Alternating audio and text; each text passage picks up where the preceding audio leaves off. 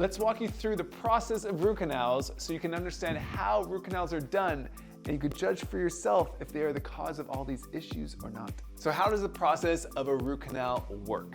So first off, you get a cavity, you don't get it filled immediately, so said cavity grows into a bigger cavity. That disease progresses past the outer layer of the tooth, aka the enamel, and also past the second layer of the tooth, aka the dentin. Side note, it's important to note that most root canals can be easily prevented with routine dental checkups. It's very unusual to need a root canal if you're coming to your 6-month checkups and getting your cavities taken care of when they're small. And before I get back to it, I'd really appreciate you hitting that like button and following me, as this allows us to continue making high quality content. Okay, back to root canals. So you make your way into the dental office and they let you know you need a root canal. They'll numb your tooth and start to prepare it in the same way they would a normal cavity or crown. The only difference is the disease in your mouth has gotten into the inner portion of your tooth called the pulp chamber. If the infection has reached the nerves, it also means that it's reached your systemic or body circulation, which means the bacteria has been traveling throughout your body from your mouth.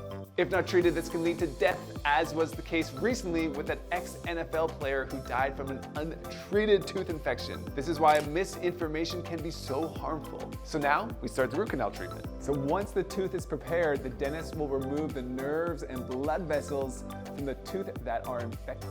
They use files and typically bleach or similar products to clean the teeth. This process removes the dead tooth structure that has decayed. This process is very similar if you had a big infection anywhere else in your body. The doctor would just remove the infection just like the dentist is doing. Once the infection is removed, your tooth root is filled with gutta percha. This is a natural substance that is found in the gutta tree that comes from Malaysia. It's inert and there's no legitimate scientific literature stating it has any effect on your body. Once all the infection is gone, you typically replace the missing tooth structure with a crown. And that's it. There's nothing else. But what does Mr. Internet say? So root canals cause cancer. Let's think about this for a second.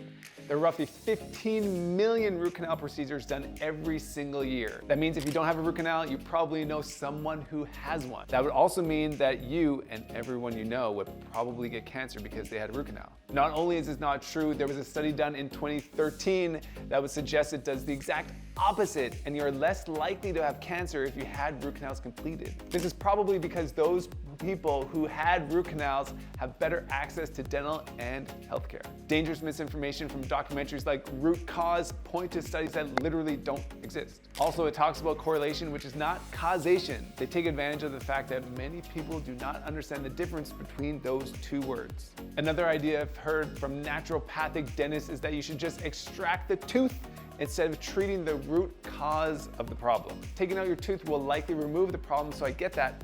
But I would be careful of this, as extracting teeth will cause you roughly 5 to 10 times more money in the long run, as you would need to get an implant or potentially braces and an implant. The dentist who is telling you to extract that tooth definitely has a financial incentive to do so. Also, if you extract the tooth, most people would view an implant as a way more invasive procedure than a root canal. So I hope I have clarified some of the mystery around root canals. It's a very normal and standard procedure that we have been doing for a long time. My wife and some of my family members have had root canals, so if any of my dental friends thought it was harmful, of course we wouldn't do it. And remember, most root canals and extractions can be 100% eliminated by seeing your dentist at regular intervals. Comment your thoughts on root canals, and did this help clarify any questions you had about them?